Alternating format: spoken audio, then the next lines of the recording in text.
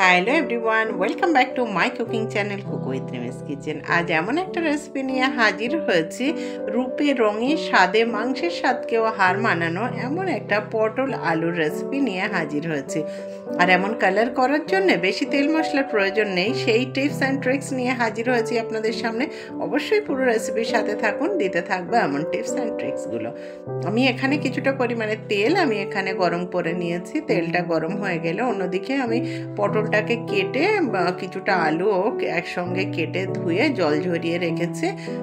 দেখুন পটলটাকে এইভাবে কাটতে হবে, পুরো চোকলাগুলো তুলবেন না, আধা আধা করে কাটতে হয়। আরও একটু রাখতে পারেন, আবার পুরো ছাড়িয়ে নিলে কিন্তু এই রেসিপিটা লুকটা আনা সম্ভব হবে না। এটা কিন্তু হাই ফ্লেমে ফ্রাই করতে হবে, লবণ দেওয়া যাবে না, তাহলে সফট হয়ে যাবে। আর চটপট আমি পটলটাকে একদম দারুণ করে একটু ফ্রাই করে নিচ্ছি। তবে বারবার বলছি, এটা কিন্তু হাই ফ্লেমেই রান্নাটা করবেন, না হলে কিন্তু পটলের কালার আসবে না, সফট হয়ে যাবে। আর লবণ দেওয়া যাবে না। আমার চ্যানেলে নতুন ভিউয়ার্স হলে এক্ষুনি একটা লাইক করে দিন, কমেন্ট করে জানাতে ভুলবেন না কেমন হলো। আর অবশ্যই সাবস্ক্রাইব করবেন, পাশে থাকা বেল আইকন প্রেস করতে ভুলবেন না। আমার চ্যানেলে প্রচুর রেসিপি আছে, গিয়ে দেখবেন। ভালো লাগলে অবশ্যই একটা কমেন্ট করে আসবেন, লাইক তো অবশ্যই করবেন। আমার পটলগুলো ভাজা হয়ে গেছে, দেখুন আমি একদম মোটামুটি একটু গোল্ডেন ফ্রাই করে তুলে নিচ্ছি। নিয়ে এই তেলের মধ্যেই রান্না করব। খেয়াল করুন তেলটা কিন্তু অনেক বেশি নেই, তবে কালারটা কিন্তু আমি অ্যামেজিং নিয়ে আসবো। যে কালারটা প্রথমেই দেখলেন সেই কালার কিন্তু এই তেলেই মধ্যেই এসছে।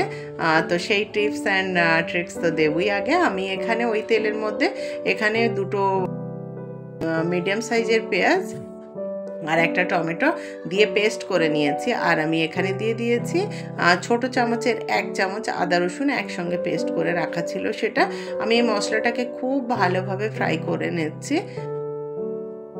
আমার মশলাটা মোটামুটি একটু ফ্রাই হয়ে গেলে আমি এর মধ্যে একটু জল দিয়ে দিলাম, যাতে পুড়ে না যায়। আমি বাকি যে ইনগ্রেডিয়েন্টসগুলো এতে দেবো সেইগুলো দেওয়ার জন্যে দিয়ে আবার কিন্তু খুব ভালোভাবে আমি মশলাটাকে কষাবো।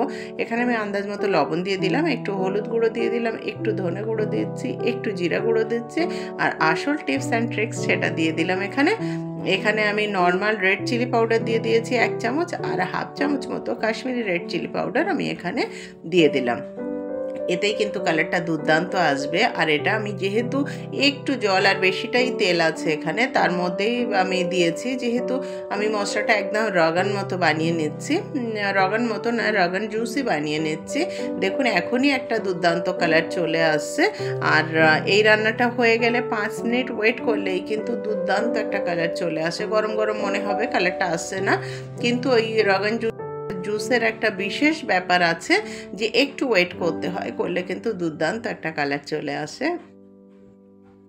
মশলাটা খুব সুন্দরভাবে দেখুন কষিয়ে নিয়েছি, একদম তেল ছেড়ে দিয়েছে। তখনই আমি দিলাম এখানে যে পটলের আলুটা ভেজে রেখেছিলাম, সেটা আমি এর মধ্যে দিয়ে দিচ্ছি। দিয়ে আবার খুব সুন্দরভাবে আমি এটা কষিয়ে নেব। খুব কষানোর প্রয়োজন কিন্তু এখানে পড়বে না, যেহেতু মশলাটা একদম কষানো রেডি এবং পটল আলুটা ভাজা আছে, সেহেতু খুব বেশি ক্ষণ ধরে এটা কষানোর প্রয়োজন নেই, একটু কষিয়ে নিলেই হবে। দেখুন মোটামুটি কষানো হয়ে গেছে আমার। আমি এবারে এর মধ্যে জল দিয়ে দেবো, তবে জল দিয়ে বারবার আর কষানোর দরকার নেই, আমি একেবারেই জলটা দিয়ে দেবো। আমি অল্প একটু জল দিলাম, দিয়ে একটু নাড়িয়ে চাড়িয়ে নিচ্ছি। নিয়ে আমি পরিমাণ মতো জল দেব, দিয়ে আমি ঢাকা দিয়ে রান্নাটা করব। তবে রান্নাটা অবশ্যই মিডিয়াম ফ্লেমে রান্না করবেন, তাতে কি হবে, পটলের ভিতরে মশলাটা দারুণভাবে চলে যাবে এবং খেতে দারুণ হবে। এমন একটা রেসিপি সাথে থাকলে সত্যি আর কথা হবে না। আবারও বলছি, আমার চ্যানেলে নতুন ভিউয়ার্স হলে এক্ষুনি একটা লাইক করে দিন, কমেন্ট করে জানাতে একেবারেই ভুলবেন না। আর পাশে থাকা বেল আইকন প্রেস করবেন সাবস্ক্রাইব করার পর, না হলে নোটিফিকেশানগুলো পাবেন না পরবর্তী রেসিপিগুলো দেখার জন্য। আমার পটলটা কিছুক্ষণ আমি রান্না করার পরে ফিরে এসেছি, দেখুন একদমই হয়ে গেছে। আমি একটু নাড়াচাড়া করে আমি গ্যাসের ফ্লেমটা অফ করে দিয়ে কিছুক্ষণ বাদে পরিবেশন করব, যাতে আমার কালারটা দুর্দান্ত হয়। তার জন্যে আমি গ্যাসের ফ্লেমটা এবার অফ করে দিয়ে ঢাকা দিয়ে কিছুক্ষণ বাদে পরিবেশন করে ফিরছি। আমার চ্যানেলে প্রচুর রেসিপি আছে, গিয়ে দেখবেন, লাইক কমেন্ট করে আসবেন, তাহলে এনকারেজ হবো, ভালো ভালো রেসিপি নিয়ে বারবার হাজির হব আপনাদের সামনে। কথা দিচ্ছি কিছুক্ষণ বাদে ফিরে এসেছি। কালার দেখুন দুর্দান্ত কালার, মাংসের ওই যে বললাম রূপকেও হার মানাবে এই recipe. Thank you for watching.